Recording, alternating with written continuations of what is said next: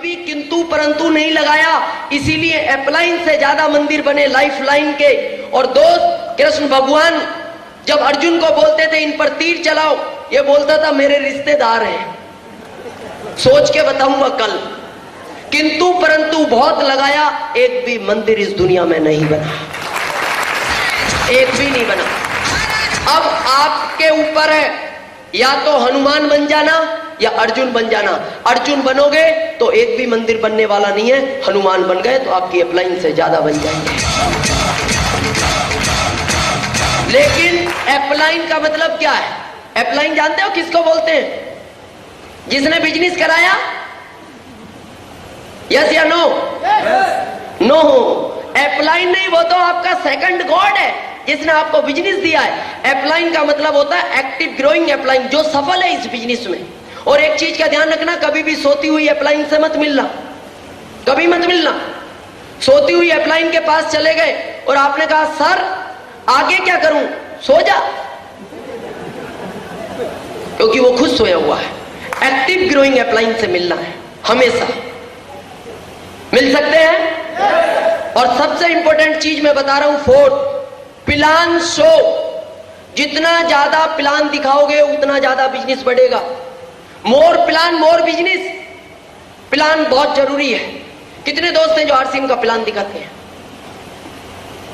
Thank you. Distributor कितने हैं? Very good, distributor बहुत ज्यादा है, थैंक यू। प्लान कम दिखाते हैं। दोस्त, अगर रूबी स्टार बनना है आज से प्लान दिखाओ, आज से ही। पता है क्यों? अरे सबसे आसान काम है, 7 गोले ही तो बनाने हैं,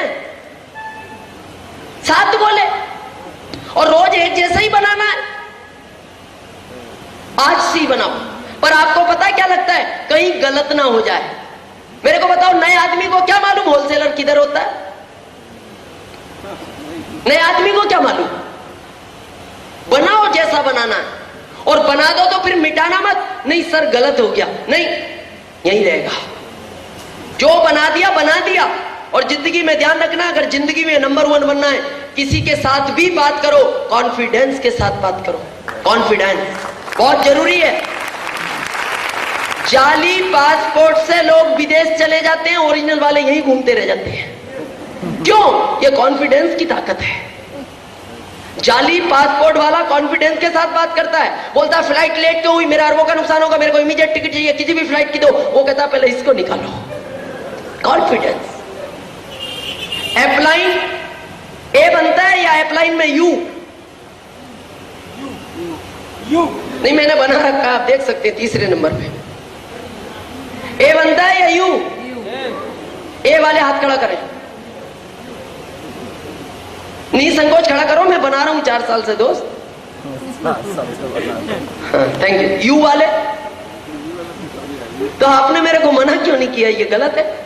और मैं पिछले 4 साल से बना रहा हूं, 4 साल हो गए। बॉम्बे जैसी पढ़ी लिखी सिटी है, मेरा सेमिनार होता है वहां, 12-12, 13-13 हजार लोग मेरा सेमिनार सुनने आते हैं। लेकिन दोस्त, आज तक किसी की हिम्मत नहीं हुई कि ये शब्द गलत है दिनेश जी, किसी ने नहीं कहा। क्यों? दिनेश चौधरी इतनी कॉन्फिडेंस के साथ बात करता है, उनको लगता है हो सकता है आजकल वर्डमाला ही चेंज हो गई हो, क्या पता। कॉन्फिडेंस के साथ बात करो, प्लान दिखाओ। मोर प्लान मोर बिजनेस। जितना ज्यादा प्लान दिखाओगे उतना ज्यादा बिजनेस बढ़ेगा। और एक चीज मैं आपको महत्वपूर्ण बता दूं, इस बिजनेस में कभी भी अपना दिमाग मत लगाना, कभी नहीं। माइंड तो लगाना ही नहीं। और जिसने इसमें माइंड लगाया वो इसमें सक्सेस नहीं होगा। हर चीज में सक्सेस हो जाओगे, इसमें नहीं। अगर इसमें सक्सेस होते माइंड लगाने से, तो इस बिजनेस के पहले क्यों नहीं थे? अपना दिमाग तो इसमें काम करेगा ही नहीं। और जिन्होंने लगाया, बताऊं क्या होता है? जो ट्रेन कलकत्ता से दिल्ली जाने के लिए बनी है, मान लो दिल्ली जाना है, कहीं भी जाना है, हमारे रतलाम से एक ट्रेन निकलती है शाम को बॉम्बे के लिए, जयपुर मुंबई, शाम को 7 बजे और सुबह 7 बजे पहुंचती है मुंबई रतलाम से। एक व्यक्ति को रतलाम से मुंबई जाना था, बड़ा इमरजेंसी काम था, जून का महीना था, ट्रेन में पैर रखने की जगह नहीं। उसने सोचा क्या किया जाए, इलेक्ट्रॉनिक लाइन है, ऊपर बैठ नहीं सकता, बसें जाती नहीं, फ्लाइट की व्यवस्था नहीं, जाना जरूरी था। उसने सोचा अपना दिमाग लगाओ। उसने पता क्या दिमाग लगाया? प्लेटफार्म पे घूम रहा था, बड़ा परेशान, एक डब्बे के पास गया जो डब्बा खचाखच भरा हुआ था और झांक के बोलता सांप सांप सांप सांप सांप। और जैसे ही सांप का नाम हुआ डब्बे वाले बाहर, क्योंकि सांप से हर आदमी डरता है। डब्बा खाली। उसने कहा देखो अपना दिमाग काम आ गया, अब आराम से सोएंगे और सुबह बॉम्ब में उठेंगे। चादर लेके सो गया। सुबह की 7 बजी झाड़ू लगाने वाला आया, उसने उसको उठाया, बोले भाई साहब उठो। उसने कहा क्या आ गया? उसने कहा रतलाम आ गया। उसका दिमाग खराब। उसने कहा पागल हो, अरे सुबह की 7 बजी है, बॉम्बे आना चाहिए, क्या ट्रेन चली नहीं? उसने कहा ट्रेन तो बॉम्बे पहुंच गई। बोले फिर? बोले इस रात को इस डब्बे में सांप था, ये डब्बा यहीं काट दिया गया। तो ध्यान रखना, अगर दिमाग लगाया तो डब्बा इधर ही रह जाएगा, रूबी स्टार नहीं पहुंचेगा। दिमाग तो लगाना ही नहीं। दोस्त, जो रॉयल्टी अचीवर्स हमारे सामने थे, इन्होंने इन्हीं चीजों को फॉलो किया और इसीलिए आज इस मुकाम पर पहुंचे हैं। लेकिन इसके बाद इस बिजनेस का आखिरी मुकाम होता है टेक्निकल, जहां जाने के बाद इनकम होती है लाखों रुपए पर मंथ। यहां आने के बाद आदमी को बोला जाता है फाइनेंशियल फ्रीडम, आर्थिक आजादी मिलती है। किसी भी चीज को खरीदने के लिए उसको सोचना नहीं पड़ता। क्या उन महागुरुओं से मिलना चाहोगे जिनके ग्रुप में सैकड़ों रॉयल्टी अचीवर्स, कई टेक्निकल अचीवर्स होते हैं? लेकिन इन महागुरुओं से बात करने के बाद मैं छोटी सी बात में आपको इस बिजनेस के वो टर्निंग पॉइंट बताने वाला हूं। और जो आज शुरू से आप बैठे हो, मैं आपको दावे के साथ बोलता हूं, आज आपको अर्थ मिल जाएगा इस बिजनेस को क्यों करना चाहिए।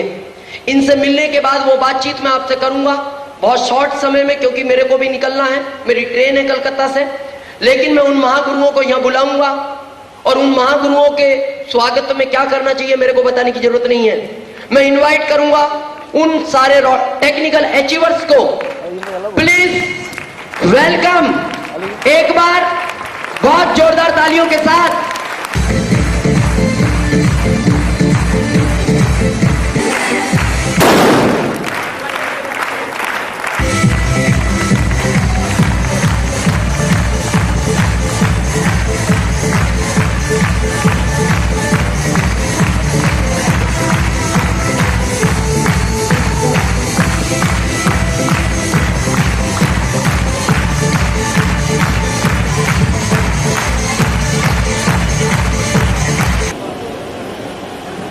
आज हमारे बीच ये वो सारे महागुरु हैं जिन्होंने आज कई हजार लोगों को ये एजुकेशन दी है कि इस बिजनेस के अंदर कैसे लखपति, कैसे करोड़पति बना जाता है। क्या इन महागुरुओं से मेरी इनकम? और शॉर्ट में एक मैसेज, लेकिन इनसे मिलने के बाद जो मेरी बात की स्पीच होगी, मैं दावे के साथ बोलता हूं दोस्त, आप आरसीएम बिजनेस करना या ना करना, लेकिन आपकी जिंदगी में एक बहुत बड़ा परिवर्तन आएगा, एक बहुत बड़ा टर्निंग पॉइंट आएगा। इसी क्रम में मैं इनको 1 to 1 बात करा रहा हूं। लेकिन आज हमारे बीच सबके सीनियर, सब में ज्यादा एज में, जिनका आज भारत के कई कोनों में इंतजार किया जाता है। मैं भी टुंडला गया था कल, पता लगा सर का वहां प्रोग्राम है, बहुत सारे लोग इनकी मीटिंगों के लिए इंतजार करते हैं और वो आज हमारे बीच में है, जो दुर्गापुर से आए हैं। और एक बार जोरदार तालियों के बीच मैं माइक्रोफोन उन्हीं को दे रहा हूं। छोटा एक कहानी के साथ आपको एक मैसेज देने जा रहा हूं, जिसको कहा जाता है टारगेट।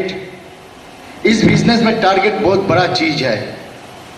जो आदमी, जो डिस्ट्रीब्यूटर इस टारगेट को सही तरह से काम कर सकता है टारगेट में, उसको रूबी स्टार होना ही है, होना ही है, होना ही है। तो मैं बहुत शॉर्ट से एक कहानी सुना रहा हूं। कहानी है, एक रास्ते से हाईवे से एक ट्रक जा रहा था। ट्रक के ऊपर कुछ पोल लोड किए हुए थे। ट्रक भगते रहा, कुत्ता भी साथ पीछे पीछे भगते रहा। एक कुत्ता को देख के बहुत सारे कुत्ता भी भागने चालू किया उस कुत्ते के पीछे। इस तरह से एक शहर से दूसरे शहर, दूसरे शहर से तीसरे शहर जाने लगा। तो तीसरे शहर में जब गया तो उस जगह पर एक कुत्ता ने सोचा क्या बात है, सारे कुत्ता दौड़ रहे एक कुत्ते के पीछे में, इस गाड़ी के पीछे में रहस्य क्या है। तो कुत्ता ने सारे कुत्ते को पूछने लगा तो क्यों भाग रहे हो। तो कुत्ता ने कहता है वो लोग भागता है मैं भी भाग रहा हूं। इस तरह भगते जब पूछते पूछते पूछते पूछते सामने वाला जो कुत्ता है उसका पास गया। उसी समय वो ट्रक वहां पर रुक गई, ट्रक से पोल अनलोड होने लगा, उतारने लगा। कुत्ता ने अपने पैर उठा के पेशाब कर दिया। This is the target. उस कुत्ता का टारगेट था जहां पर पोल उतरेंगे वहां पर वो पेशाब करेंगे। आपका भी टारगेट होना है, हमको रूबी स्टार होना है, रूबी स्टार होना है, तब तक नहीं रुकना है, तब तक नहीं रुकना है।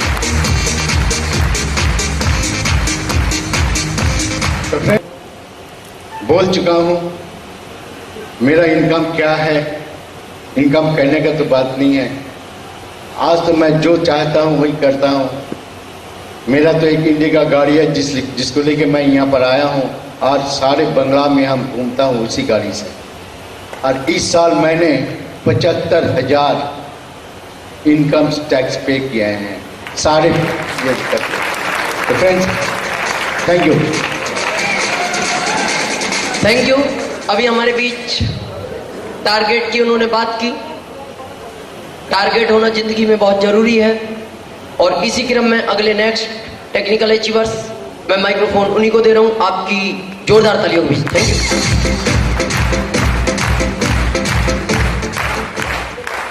পরিচয় রাজকুমার চান্ডার।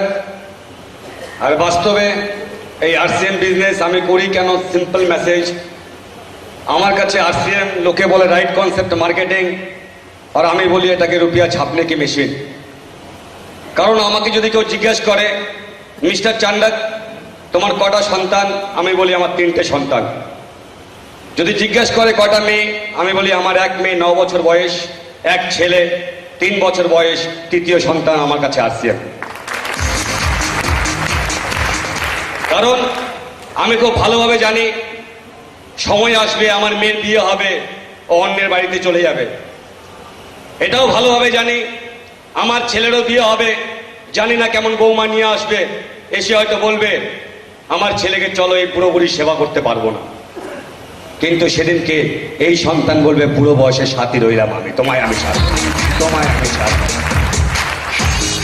আর বাস্তবে এটাও সত্যি কথা, আমার ছেলে সেদিনকে যাওয়ার আগে একবার না হাজার হাজার বার চিন্তা করবে আমি আমার বাবাকে ছেড়ে যাব, তার কাছে তো রুপিয়া ছাপনে কি মেশিন আছে, সেও আমাকে ছেড়ে যেতে পারবে।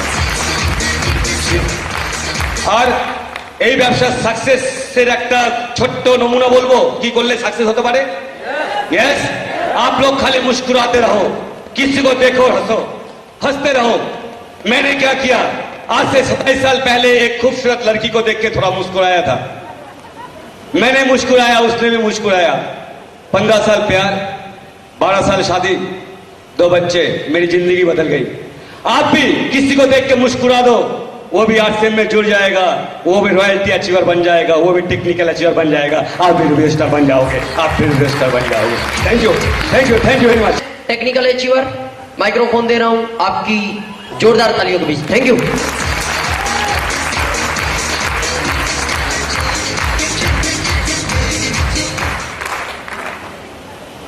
নমস্কার, নাম শম্ভু দেবনাথ, বাড়ি উত্তর 24 পরগনার একটা ছোট্ট গ্রাম ঘোষপুর।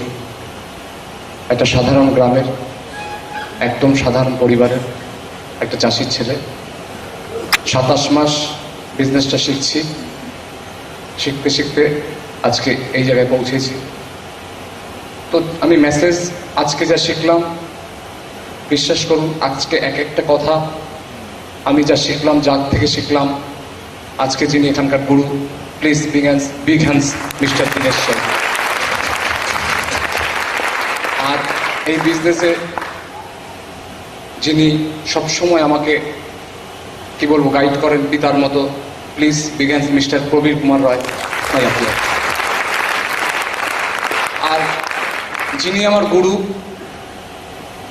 আপনাদের সবার গুরু, তিনি আজকে এখানে নেই, যেখানেই থাকুক, please big hands mister Sanjiv Goenka.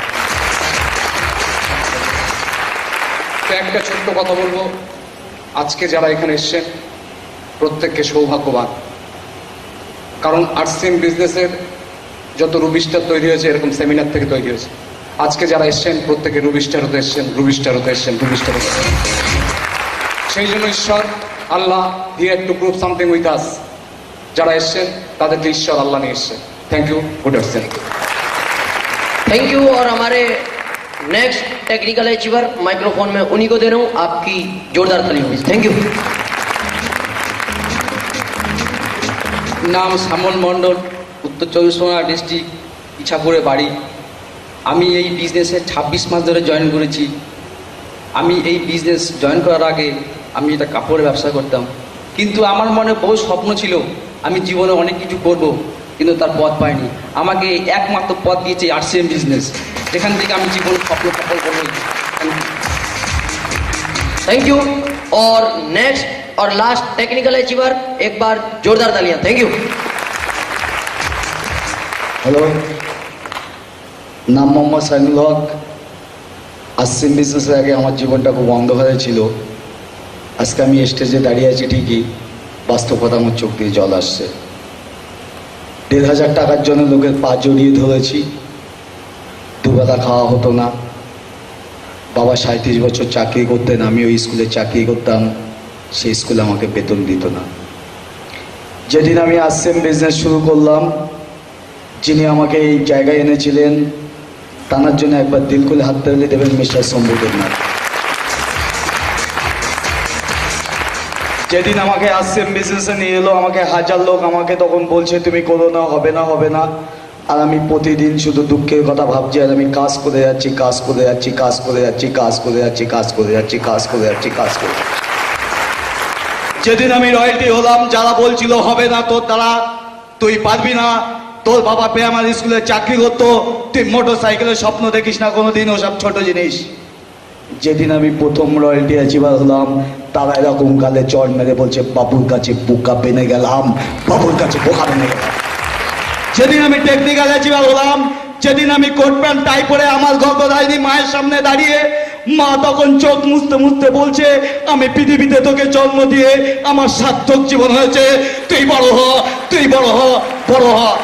RCM business আমার সাকসেসের একটাই উদ্দেশ্য, টাকা কামানো নয়, একটাই মাত্র উদ্দেশ্য, যে মা আমাকে পৃথিবীতে ধরে এনেছেন, যে মা আমাকে জন্ম দিয়েছেন, সেই মার নামটা সারা ভারতবর্ষ নয় সারা পৃথিবীতে পৌঁছে যাবে, ওই বাবুর মা। এইটাই আমার মূল উদ্দেশ্য। টোটাল ইনকাম করেছি আরসিএম বিজনেস থেকে 1.5 টাকা 2 টাকার জন্য লোকের হাতে হাতে হাতে পাত ধরেছি। টোটাল ইনকাম থেকে আরসিএম বিজনেস থেকে ইনকাম করেছি নেই করে 9 লক্ষ টাকা এই আরসিএম বিজনেস থেকে। সকলকে নমস্কার। দীনেশ চৌধুরীজির আমি একটা মিটিং শুনেছিলাম সুরাটে, সেকেন্ড আমি দীনেশজির মিটিংটা নিলাম। জীবনে আরসিএম বিজনেসে 100 কাছাকাছির মিটিং শুনেছি, সেই রাজস্থান, সেই বিহার, সেই পুরী, সেই পবিত্র দুর্গাপুর। কিন্তু আজ 28 মাসে আমার জীবনে অনেক কিছু পেলাম, যেদিন আমি দীনেশজিকে কোনো দিন শোধ করতে পারবো না। আমার পরিবার দীনেশজির কাছে ঋণী হয়ে গেল। দীনেশজির জন্য একবার জোরদার হাততালি সকলে দেবেন। এই বলে আমি আলোচনা শেষ করে দিলাম। Thank you. एक बार इन महागुरुओं के लिए प्लीज जोरदार तालियां। Thank you.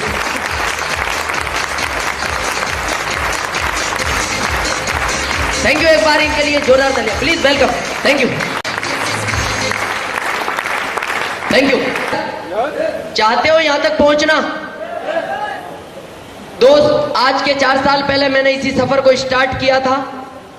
मेरा पहला स्टेटमेंट था 416, अगले महीने 738, तीसरे महीने 1154, और आज अगर मैं अपनी इनकम की बात करता हूं, हालांकि बात आपको हजम नहीं होगी, आज आरसीएम मेरे को 1 महीने के अंदर इनकम टैक्स काटने के बाद जो इनकम पहुंचाता है वो 1 महीने की है 5,31,000। और इसी महीने मेरे को गर्व है इस बात का, मैं आपको इसलिए ये इनकम नहीं बता रहा कि आप मेरी इनकम को देखकर प्रभावित होना, नो। मैं आपको चेक इसलिए नहीं बता रहा कि मेरी इनकम को देखकर आप बिजनेस करना, नो।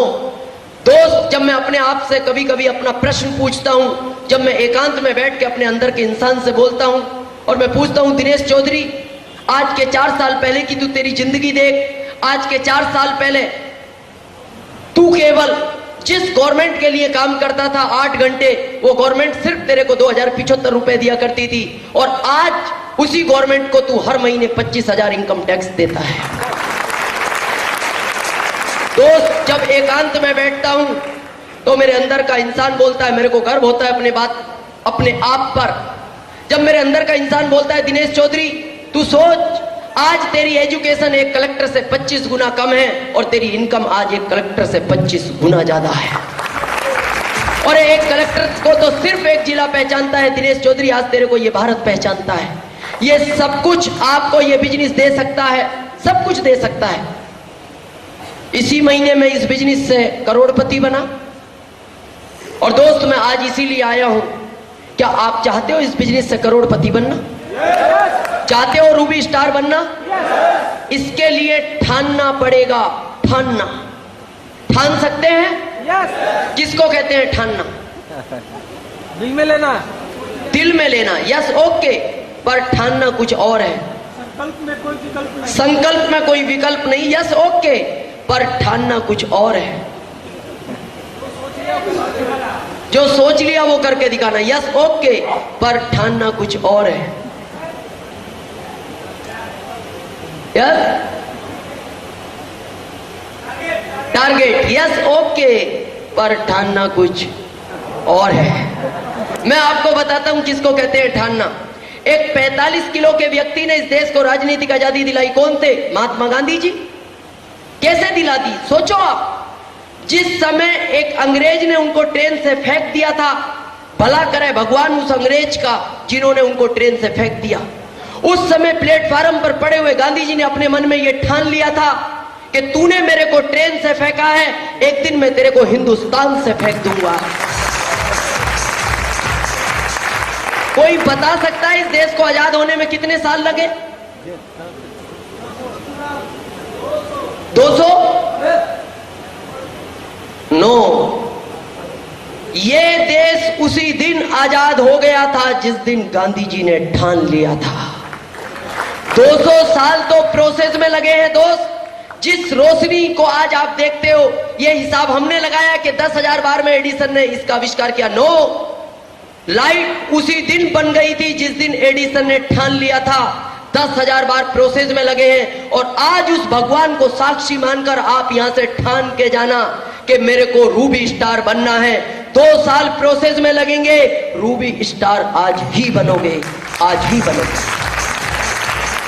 मैंने ठाना था एमपी का पहला रॉयल्टी अचीवर्स बनना है, मैं बना। मैंने ठाना था एमपी का पहला टेक्निकल अचीवर्स बनना है, मैं बना। मैंने ठाना था एमपी का पहला रूबी स्टार बनना है, मैं बना। और मैंने ठाना था एमपी का पहला करोड़पति बनना है, मैं बना। ठानना पड़ता है। बहुत सारे लोग बोलते हैं, दिनेश चौधरी तुम इतने सफल कैसे हो गए? दोस्त, अंदर एक आग जल रही थी।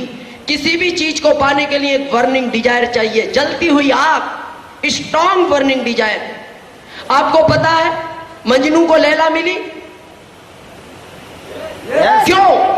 आप और हमको तो नहीं मिली। क्यों? क्योंकि मजनू ने ठाना था और हमने नहीं ठाना।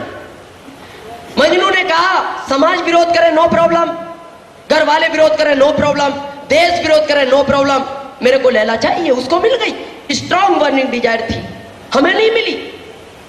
हमें तो जो चाहिए थी वो भी नहीं मिली, वो भी किसी और को ही मिल गई। क्यों? क्योंकि हमारे अंदर स्ट्रॉन्ग बर्निंग डिजायर नहीं थी उसको पाने की। स्ट्रॉन्ग बर्निंग डिजायर चाहिए, वो आपके साथ है, वो आपके साथ है। आज यहां से स्ट्रॉन्ग एक ठान के जाना। ठान सकते हैं? यस। दोस्त, आज बहुत सारे नए दोस्त हैं। मैं एक चीज आपको बता दूं, आज यहाँ बहुत सारे नए दोस्त आए होंगे। आज अपनी जिंदगी में एक डिसीजन लेना, आज निर्णय क्या, या तो मेरे को करना है या फिर नहीं करना।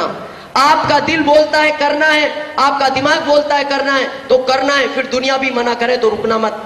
और आपका दिमाग बोलता है और आपका दिल बोलता है नहीं करना, दुनिया भी कहे तो फिर कभी करना मत। डिसीजन आपका होना चाहिए। डॉक्टर बनना हो, डिसीजन किसका होना चाहिए? अपना। और मिलो किससे? जो डॉक्टर बन चुके हैं। आईएएस बनना हो, डिसीजन खुद का, और मिलो किससे? जो आईएएस बन चुके हैं। आरसीएम का डिस्ट्रीब्यूटर बनना है, डिसीजन खुद का लेना, और मिलो उनसे जो आरसीएम में सफल हो चुके हैं। और आप सबसे बड़ी गलती क्या करते हो? जाके पड़ोसी को पूछते हो आरसीएम कर लूं क्या? क्या बताएगा? अरे अगर आईएएस बनना है, एक सड़क पे जाते हुए रिक्शा वाले को पूछ दो भाई साहब रुको, वो कहेगा बताओ आईएएस बन जाऊं क्या? वो कहेगा पागल है, रिक्शा चला। जिनको इसका नाम भी याद नहीं है, कभी उनसे राय मत लेना। एक बार मैं किसी को ट्रेन के अंदर प्लान दिखा रहा था। ट्रेन के अंदर एक भाई साहब पास में बैठे थे, मेरे को बोलते हैं राम सीएम की बात कर रहे हो क्या? राम सीएम। मैंने कहा आपको किसने बताया? बोले एक व्यक्ति कई बार बताने आया पर मैंने किया नहीं। मैंने कहा अच्छा किया नहीं किया? बोले क्यों? मैंने कहा मैं राम सीएम की नहीं, मैं तो भोले शंकर की बात कर रहा हूं। बताओ जिसको नाम याद नहीं है वो क्या बताएगा? कोई यहाँ आई स्पेशलिस्ट डॉक्टर साहब है, आंखों के स्पेशलिस्ट? नो हो तो मैं माफी चाहूंगा। एक बार एक माँ अपने बच्चों को एक डॉक्टर साहब के पास लेके गई, आई स्पेशलिस्ट थे। माँ ने कहा डॉक्टर साहब मेरे बच्चे को एक के दो दिखते हैं, मेरे बच्चे को एक के दो दिखते हैं। तो डॉक्टर साहब का जवाब था तुम चारों को एक ही बीमारी है क्या?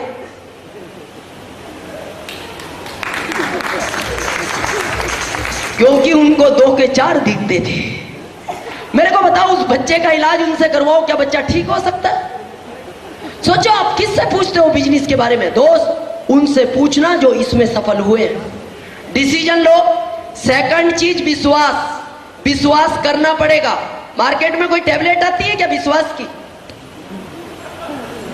टैबलेट आती है क्या? 5 खाओ विश्वास ही विश्वास? नहीं आती। कहां से लाओगे इसको? कहां मिलेगा ये? जिंदगी में ध्यान रखना विश्वास 3 चीज से होता है, सुनने से, सेकंड देखने से और थर्ड करने से।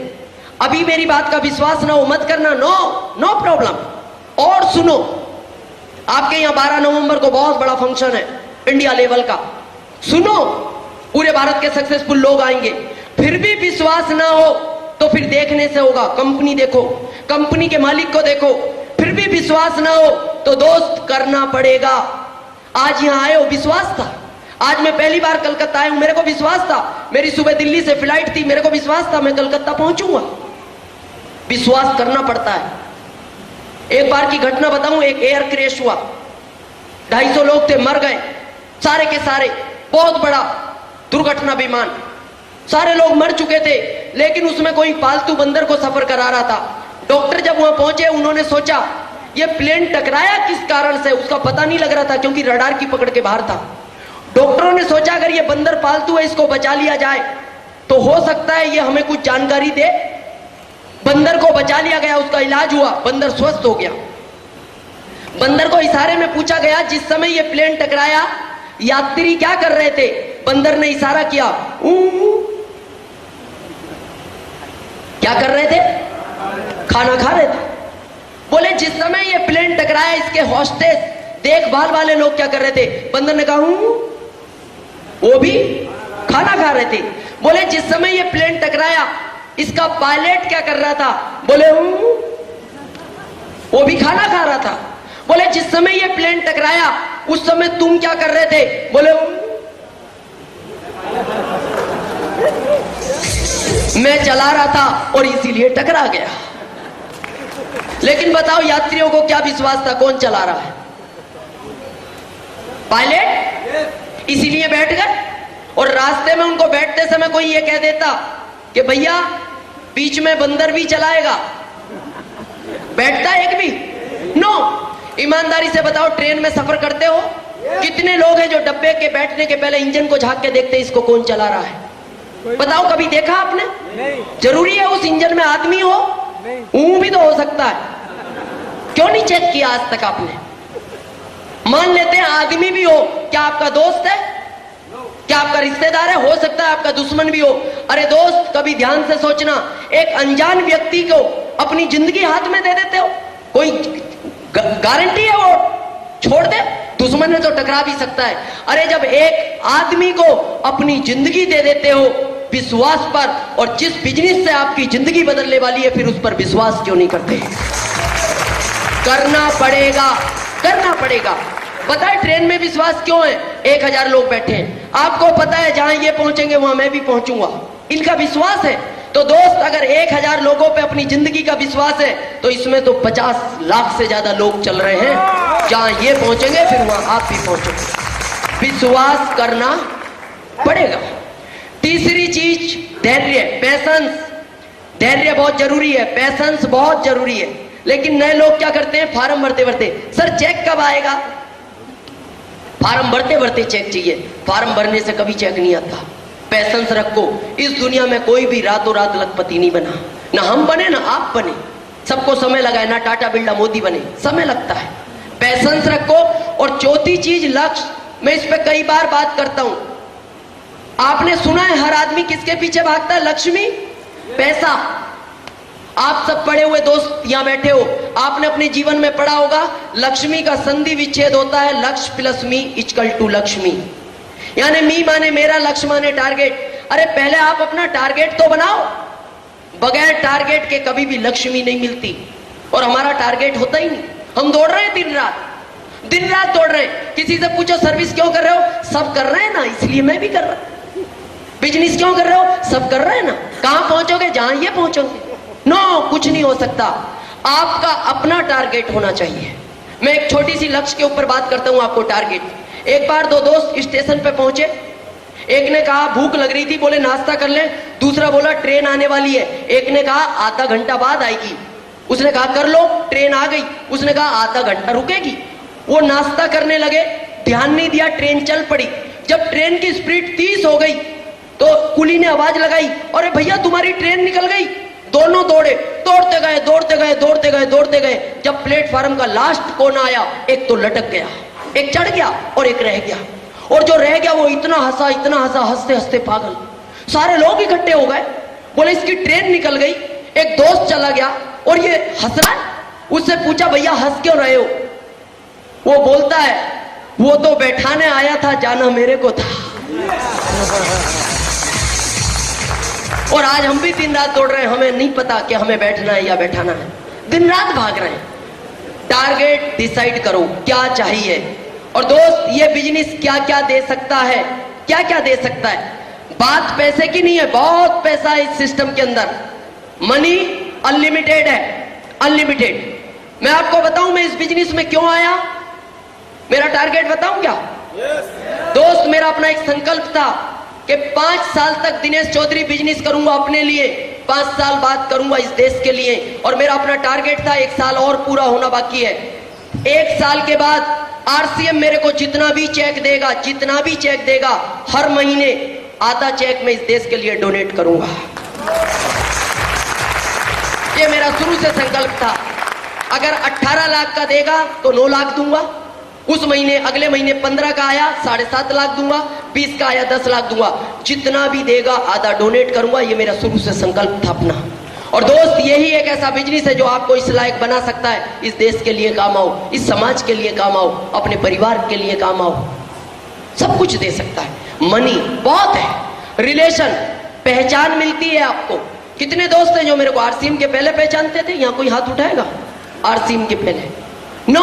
और आज मेरे को हिंदुस्तान में 50 लाख लोग पहचानते हैं इस आरसीएम के थ्रू। 50 लाख। पहले मैं पहली बार आया हूं, फिर भी मेरे को यहाँ बहुत सारे लोग जानते होंगे आरसीएम से। इतना रिलेशन मिलता है, रिकॉग्निशन। आपको एक लीडर के रूप में एक्सेप्ट किया जाता है। हजारों लोग आपकी बात सुनने को तैयार होते हैं। क्यों? उनको पता है ये जो भी बोल रहा है हमारे घर में कुछ देने के लिए बोल रहा है। और दोस्त, हर आत्मा का दर्द है मैं बोलूं और लोग सुने। आपको पता है जर्मनी के अंदर लोग डॉक्टरों को फ्री की फीस देते हैं रिकॉग्निशन के चक्कर में। एक पेशेंट गया, डॉक्टर साहब को बोलता है ये 100 रुपए लो फीस के। डॉक्टर साहब ने कहा बताओ कैसे आए। उसने कहानी सुनाई। डॉक्टर साहब 10 दिन पहले सर दुखा, 9 दिन पहले ये हाथ दुखा, 8 दिन पहले ये दुखा, 7 दिन पहले पैर दुखने लगे, 6 दिन पहले सर्दी हो गई, 5 दिन पहले छींक आई, 2 दिन पहले बुखार आ गया, 1 दिन पहले हड़कल हो गई। डॉक्टर साहब ने 45 मिनट तक कहानी सुनाई, उसने 45 मिनट। डॉक्टर साहब ने कहा चेक करो, रिपोर्ट में लिखा हुआ आया ओके तुम बिल्कुल ठीक हो। उसने कहा ये तो मैं जानता हूं। डॉक्टर साहब ने कहा तुम जानते हो? बोले हाँ। बोले फिर तुम मेरे पास आए क्यों और 100 रुपए क्यों दिए? तो वो बोलता है डॉक्टर साहब घर वाले तो 5 मिनट सुनने को तैयार नहीं, तुमने 45 मिनट तो सुना। और दोस्त वो आत्मा का दर्द यहां पूरा हो सकता है, यहां पूरा हो सकता है। रिकॉग्निशन मिलती है, पर्सनालिटी डेवलपमेंट करता है, आदमी को इंसान बना देता है ये बिजनेस। इंसान, आदमी तो बहुत मिलेंगे दुनिया में आपको, इंसान नहीं मिलेंगे। कितने लोग हैं जिनके घर आरसीएम से खुशियां आई हैं? पैसा नहीं, खुशी। जहां परिवार खुश है आज। वेरी गुड दोस्त, आज मेरा परिवार बहुत खुश है। मेरी पत्नी, मेरा बच्चा, एक ही लड़का है मेरा 10 साल का, एक ही पत्नी है, दोनों बहुत खुश हैं। मेरी पत्नी मेरे को बोलती है पैसा, पैसे से खुश नहीं है। वो कहती है मेरे को इस बात की खुशी नहीं है आपके पास 4 कारें 3 बंगले और आपकी इनकम 5.25 लाख पर मंथ है। नो, मेरी पत्नी एक ही बात बोलती है, जो हुआ अच्छा हुआ, मेरे को खुशी इस बात की है आप सुधर गए। तो आप ये मत सोचना मैं पहले बिगड़ा हुआ था, ऐसा नहीं है। मेरा लड़का है 10 साल का, पता है मेरे को क्या बोलता है? आप पहले वाले ही पापा हो क्या?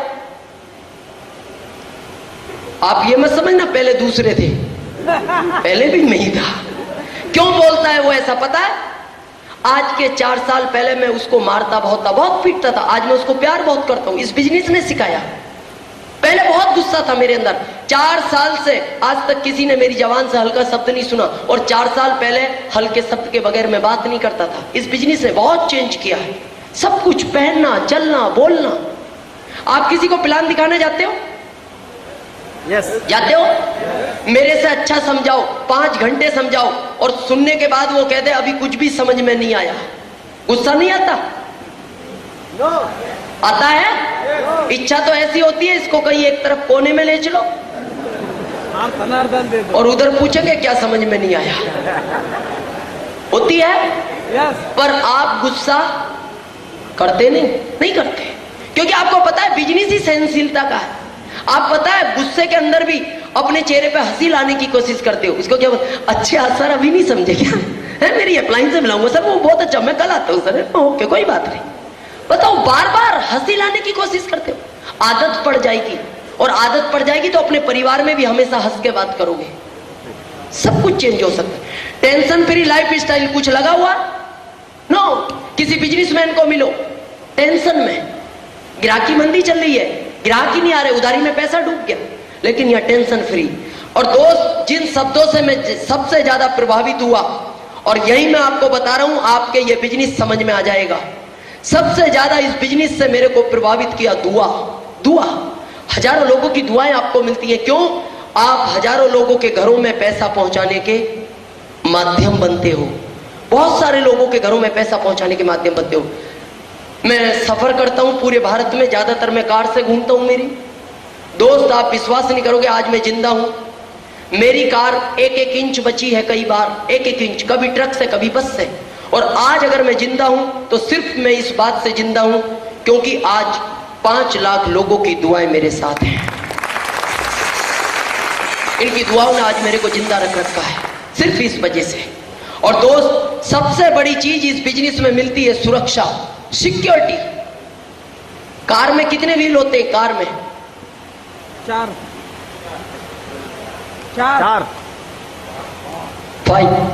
5, एक पीछे स्टेपनी है। आप बताओ वो स्टेपनी क्यों है? चाहता तो कार का मालिक नहीं रखता, क्यों रखी है? वो उस कार की सुरक्षा है। कभी वो कार पंचर हो जाए तो स्टेपनी लगा के आप अपने परिवार को सुरक्षित पहुंचा सको। मेरे को एक चीज बताओ, दिन रात दौड़ते हो यूं, दिन रात किसके लिए? पत्नी, मासूम बच्चे, बूढ़े माँ बाप। आपने कभी सोचा है आपके बाद इनकी कोई स्टेपनी है? अरे दिन रात दौड़ते हो, कहीं कुछ भी हो सकता है। दोस्त, ये बात मेरे को कहनी अच्छी नहीं लगती, मेरे शरीर का 1-1 रोम खड़ा हो जाता है, मैं इस बात को कहना नहीं चाहता। आज एक व्यक्ति सुबह अपनी पत्नी, अपने बच्चे और माँ बाप से मिलकर निकलता है और दोस्त पता लगता है रात को घर नहीं आया, वो किसी एक्सीडेंट में मारा गया। सोचो आप, कभी नहीं सोचा हमने। अरे बम ब्लास्ट हो जाते हैं, हजारों लोग, 2 ट्रेनें आपस में टकरा जाती है, हजारों लोग इस दुनिया से चले जाते हैं। अभी बॉम्बे बम ब्लास्ट हुआ। दोस्त, उन मासूम बच्चों से पूछना जिनके माँ बाप उस हादसे में मारे गए, उन माँ बाप से पूछना जिनका सिर्फ एक लड़का था, इकलौता था, जान से प्यारा था, वो उस हादसे में मारा गया। उस विधवा औरत से मिलो जिसका पति घर वापस नहीं आया। मैं आपको गारंटी के साथ बोलता हूं, अमर कोई नहीं है, जाना सबको है। लेकिन आज हम इस दुनिया से इस बिजनेस को करने के बाद गए तो हमारे परिवार को इस बात का दुख तो होगा कि आज हम इस दुनिया में नहीं हैं। लेकिन पता है क्या होगा? आज आपके घर में किसी ने दीपक जलाया और आपने हजारों दीपक जलाए, क्या आपके दीपक की लो कम हो गई? अरे रोशनी बढ़ गई। दोस्त, मैंने आज 5 लाख जलाए हैं, क्या मेरे दीपक की लो कम हो गई? रोशनी बढ़ गई। और मैं जब तक जिंदा हूं मैं जलाऊंगा, जब तक जिंदा हूं जलाऊंगा। और दोस्त, भगवान गलती से ऐसा किसी के साथ ना करे, किसी आंधी और तूफान के कारण ये दीपक बुझ भी गया तो ये जलाए हुए लाखों दीपक कभी आपके घर में अंधेरा नहीं होने देंगे, कभी अंधेरा नहीं होने देंगे। आपने कभी इस बात को गंभीरता से नहीं लिया। आज आप यहां आए हो, सोचो आप, जो पत्नी घर है, जो माँ बाप आपके घर है, जो बच्चे घर हैं, आपके एक एक सेकंड का इंतजार करते हैं वो वापस लौटने का। आपकी पत्नी एक एक क्षण का इंतजार करती है आपके वापस लौटने का। आपके माँ बाप एक एक पल का इंतजार करते हैं आपके वापस लौटने का। दोस्त, मेरे बच्चे को पता है मैं 18 तारीख को रतलाम पहुंचूंगा, मेरी पत्नी को पता है मैं 18 तारीख को रतलाम पहुंचूंगा। लेकिन आज मेरा बच्चा सुबह मेरे को 6 बजे फोन करता है, रोज करता है। वो मेरे को एक ही बात बोलता है, पापा आप घर कब आ रहे हो? मैंने कहा बेटा तेरे को कोई तकलीफ है क्या? ड्राइवर है, कार है, तेरे को क्या? नहीं पापा मेरे को कुछ नहीं चाहिए, लेकिन आप घर कब आ रहे हो? दोस्त, उसकी आवाज मेरे दिल के अंदर जाती है, मैं पहचानता हूं उसकी आवाज का दर्द। वो एक एक सेकंड इंतजार करता है वो मेरे घर वापस आने का। मेरी पत्नी रोज रात को 9 बजे मेरे को फोन करती है, बोले आप ट्रेन में संभल के जाना, आप प्लेन में संभल के जाना। उनको पता है मैं 4 साल से दौड़ रहा हूं, मैं नादान नहीं, बच्चा नहीं हूं, मैं अनजान नहीं हूं, लेकिन फिर भी उनको इंतजार है मेरे घर वापस लौटने का। लेकिन दोस्त, कभी भी हमने इस चीज को गंभीरता से नहीं लिया, कभी नहीं लिया। मैं आपको ये नहीं कहूंगा आप बिजनेस करो, नो। लेकिन दोस्त, मेरी एक चीज को ध्यान से सुनना, कभी भी रात को 1 बजे आपकी आंख खुलती है पानी पीने के लिए, एक बार इस पत्नी के बारे में सोचना जो दूसरे का परिवार छोड़ के आपके पास आई है। इसने अपने माँ बाप को छोड़ के हमारे माँ बाप को अपना माँ बाप माना। इन मासूम बच्चों के बारे में सोचना जिनको जन्म दिया है आपने, क्या जन्म देना ही हमारा अधिकार है? एक बच्चे को स्कूल छोड़ने जाते हो ना सुबह उंगली पकड़वा के, और एक बच्चा कार से उतरता है, उस समय आप अपने बच्चे का चेहरा देखना, आपके बच्चे का चेहरा उतर जाता है, उसके अंदर की आत्मा रोती है। वो हमसे बोल नहीं पाता क्योंकि उसको पता है मेरे पापा की हैसियत कार लेने की नहीं है, लेकिन उसका दिल रोता है। उसकी कभी भी हमने भावनाओं को नहीं समझा। और दोस्त, वो कार वाला बच्चा उसको अंदर जाने के बाद बोलता है क्या तेरे पापा के पास कार नहीं है? लेकिन हमारे बच्चे को हमारे से इतना बड़ा विश्वास है, वो बहुत गर्व के साथ बोलता है एक दिन मेरे पापा तेरे से भी लंबी कार लेकर बताएंगे, तेरे से भी लंबी कार लेकर बताएंगे। दोस्त, इन माँ बाप के बारे में सोचा है जिन्होंने जन्म दिया है हमें? आप जानते हो एक माँ जब अपने बच्चे को जन्म देती है उसको कितने डेसिबल का दर्द होता है? यहाँ कोई डॉक्टर साहब है क्या? कोई है? नहीं तो मैं आपको बताऊं, एक माँ जब अपने बच्चे को जन्म देती है उसको 12 डेसिबल का दर्द होता है, 12 डेसिबल का। लेकिन साइंस बोलती है 10 डेसिबल दर्द की अंतिम सीमा है, अंतिम।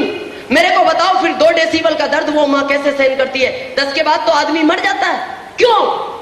उसको पता है कि एक नन्ना मुन्ना बच्चा मेरे आंगन में जन्म लेगा, जब ये बड़ा होगा और जो सपने मैंने देखे हैं मैं तो पूरा नहीं कर पाई, मेरा बच्चा उन सपनों को पूरा करेगा, मेरा बच्चा उन सपनों को पूरा। और दोस्त, ये सब कुछ देखने के बाद आपके अंदर का इंसान बोलता है मेरे को ये बिजनेस करना चाहिए, तो आप करना, और 5 साल तक छोड़ना नहीं। और आपके अंदर का इंसान और आपकी आत्मा गवाही ना दे, आप इस बिजनेस को बिल्कुल मत करना, बिल्कुल नहीं करना। लेकिन मैं एक लास्ट में अपनी बात बता रहा हूं, इसके साथ मैं बात को खत्म करूंगा। और आपके अंदर का दिल अगर बोलता है करना है तो करना। आज आप बिजनेस करते हो, कभी उतार चढ़ाव आएंगे, कई बार आएंगे, कई बार आप गिरोगे, कई बार आपको लगेगा। आज मेरे पास बहुत फोन आते हैं, सर हम बिजनेस को कर रहे हैं, बहुत चैलेंज आ रहे हैं। दोस्त, एक बार की बात है, एक बच्चा स्कूल जाता था। स्कूल जाते समय वो अपने पापा को बोलता था, पापा सबके पापा स्कूल में आते हैं, आप कभी भी मेरे स्कूल में नहीं आते? पापा प्लीज एक बार आप मेरे स्कूल में आओ। वो बार बार बोलता था, बार बार बोलता था, लेकिन उसके पापा कभी भी स्कूल में नहीं जाते थे। उसने एक दिन अपने पापा से कहा, पापा क्या मेरे से कोई गलती होगी पापा? क्या मैंने ऐसा कोई गुनाह कर दिया जिससे आप मेरे से नाराज हो पापा? अरे सबके पापा आते हैं पापा, सब बच्चे मेरे को बोलते हैं, आप क्यों नहीं आते? लेकिन दोस्त उसके पापा ने उसको कोई जवाब नहीं दिया। एक दिन उस बच्चे ने रेस में भाग लिया और जब वो अपने घर से निकलता है तो अपने पापा के रूम में जाता है और उनके पैर छू के बोलता है, पापा आज मेरे को आशीर्वाद दो, आज मैंने एक रेस में भाग लिया है और आज मैं आपको गारंटी के साथ बोलता हूं, मैं आज आपको जीत कर दिखाऊंगा। किसी भी कीमत पर मैं आज स्कूल में पहला नंबर लाऊंगा। लेकिन पापा आज मेरे लिए एक बार आना, आज सबके पापा आएंगे पापा, आज आप मेरे लिए आना। दोस्त उसके पापा ने कोई जवाब नहीं दिया। वो बच्चा अपनी आंखों में आंसू लेकर स्कूल चला गया। जब रेस की तैयारी होती है, पहली सीटी बजती है, चारों तरफ उसकी निगाह गई, उसको सबके पापा नजर आए लेकिन उसके पापा उसको नजर नहीं आए। दूसरी सीटी बजी, उसको सबके पापा नजर आए लेकिन उसको उसके पापा नजर नहीं आए। जैसे ही तीसरी सीटी बजी और तैयारी थी रेस की, उसके पापा उसको नजर आए। दोस्त उसके अंदर इतनी खुशी आई, उसने कहा आज पहली बार मेरे पापा मेरे को देखने आए, किसी भी कीमत पर जीत कर बताना है। उसकी आंखों में प्यार के आंसू थे और वो इतने उत्साह के साथ दौड़ता है, इतने कमिटमेंट के साथ दौड़ता है कि वो गिर जाता है। गिरते ही फिर उसको याद आता है आज पहली बार मेरे पापा मेरे को देखने आए हैं। वो दोबारा दौड़ता है, दोबारा गिर जाता है। फिर उसको याद आता है पहली बार मेरे पापा मेरे को देखने आए। तीसरी बार दौड़ता है, फिर गिर जाता है। 4 बार उठा, 4 बार गिरा। 5वीं बार उठा, फिर गिरा। 6ठी बार उठा, फिर गिरा। 7वीं बार उठा, फिर गिर गया। रेस खत्म हो चुकी थी, सारे बच्चे जा चुके थे। वो मैदान में अकेला खड़ा था, रो रहा था। उसने अपने आप से कहा कि अब मैं घर नहीं जाऊंगा, अब मैं घर नहीं जाऊंगा, अब मैं अपने पापा को क्या मुंह दिखाऊंगा। वो रो रहा था दोस्त। उसके पापा ने उसके कंधे पे हाथ रखा। उसने देखा अपने पापा को और अपने पापा के पैर छू के बोलता है, पापा आई एम सॉरी, आज मैं आपको जीत कर नहीं बता पाया, मेरे को इस बात का दुख है। आज मैंने सिर्फ आपको इसलिए बुलाया था कि आज मैं आपको जीत कर बता पाऊंगा। पापा आई एम सॉरी, कभी भी मेरे को माफ मत करना, मैं कभी भी घर नहीं वापस जाऊंगा और कभी भी आपके सामने नहीं आऊंगा। दोस्त उसके पापा ने उसको गले लगाया और बोलते हैं, बेटा कौन कहता है तू नहीं जीता? अरे ये बच्चे तो सिर्फ एक बार जीते हैं, तू 7 बार जीता है, तू 7 बार जीता है। दोस्त आज मैं पहली बार कलकत्ता आया हूं और मैं 6 महीने में एक स्टेशन पे जाता हूं। मैं आपको वादा करता हूं, अगर आप दौड़ने को तैयार हो, मेरे को 1 महीने में 6 बार भी आना पड़ा तो मैं आऊंगा। 1 महीने में 6 बार भी आना पड़ा तो आऊंगा। लेकिन अगर आज इस रेस में आपने दौड़ना शुरू किया है, जब भी गिरो याद करना अपने इस परिवार को। जब भी गिरो सोचना इस पत्नी के बारे में। जब भी आपको लगे मैं इस बिजनेस को नहीं कर पा रहा, सोचना इन मासूम बच्चों के बारे में। जब भी आप गिरो, जब भी आपको लगे मैं थक चुका हूं, सोचना इन माँ बाप के बारे में। जितनी बार भी आपको लगे इस परिवार को देखना और उतनी बार ही दौड़ना। जितनी बार गिरो उतनी बार ही दौड़ना। और मैं आपको यह वादा करता हूं, जो जितनी बार गिरकर उठेगा, जो जितनी बार गिरकर चलेगा, दोस्त कहानियां उसी की बनेंगी, हिंदुस्तान उसी को याद रखेगा, ये हिंदुस्तान उसी को याद रखेगा। आपने सुना, मैं आप आभारी हूं। बहुत बहुत थैंक यू, धन्यवाद।